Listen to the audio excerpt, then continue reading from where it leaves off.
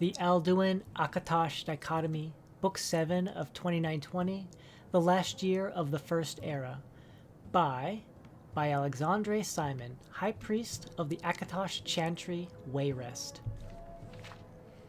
As High Priest of the Akatosh Chantry, I have dedicated my life to the service of the Great Dragon, he who was first at the beginning, he who is greatest and most powerful of all the divines, he who is the very embodiment of infinity.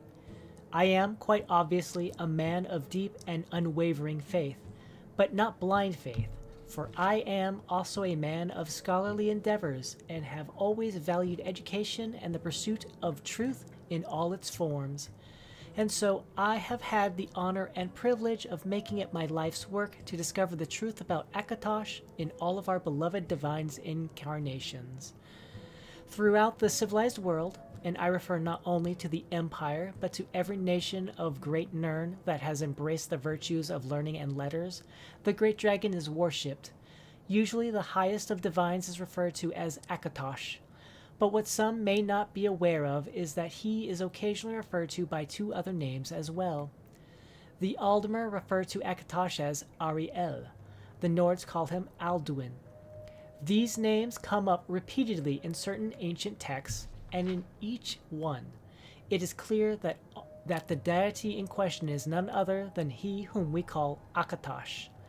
Yet there are those who believe, even in this enlightened age, that this is not so. That the regional interpretations of Akatosh are not interpretations of Akatosh at all. Rather, they are references to altogether different deities, deities who may or may not share the same aspects or be the great dragon at all. Many Altmer of Somerset Isle worship Ariel, who is the soul of Anuiel, who in turn is the soul of Anu the Everything. But if you ask the High Elves themselves, as I did when I traveled to Somerset Isle to continue my research, the majority will concede that Ariel is but Akatosh with a different name, colored by their own cultural beliefs. So maybe it comes as no surprise that the real theological dissension lies in Skyrim among the Nord people, renowned as much for their stubbornness as they are their hardiness and prowess in the fields of valor. When I journeyed to the stark white province, I was surprised to find a people whose views on Akatosh are almost diametrically opposed to those of the Altmer. The majority of Nord people seem to believe that their Alduin of legend is not Akatosh, but another deity entirely. A great dragon, yes, but not the great dragon. Determined to get to the heart of this master, I consulted with several Nords, chief among them an old and respected clan chief by the name of Bjorn Much-Bloodied. And what surprised me most about those I talked to was not that they believed in Alduin instead of Akatosh, but they recognized Alduin in addition to Akatosh. In fact, most children of Skyrim seem to view Akatosh in much the same way I do.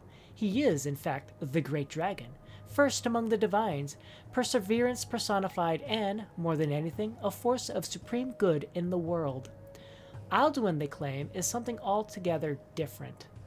Whether or not he is actually a deity remains in question, but the Alduin of Nord folklore is in fact a dragon, but one so ancient and so powerful he was dubbed the World Eater, and some accounts even have him devouring the souls of the dead to maintain his own power. Other stories revolve around Alduin acting as some sort of dragon king, uniting the other dragons in a war against mankind, until he was eventually defeated at the hands of one or more brave heroes. It is hard to deny that such legends are compelling, but as both high priest and scholar, I am forced to ask that most important of questions: where is the evidence? The Nords of Skyrim place a high value on their oral traditions, but such is the core of their unreliability. A rumor passed around the Wayrest Market Square can change so dramatically in the course of a few simple hours that by the end of the day one might believe half the city's residents were involved in any number of scandalous activities. How then is an educated, enlightened person possibly supposed to believe a legend that has been passed down by word of mouth only for hundreds or even thousands of years? The answer to such a question is simple. He cannot. As such, it is my conclusion that the Alduin of Nord legend is in fact mighty Akatosh, whose story grew twisted and deformed through centuries of retelling and embellishment.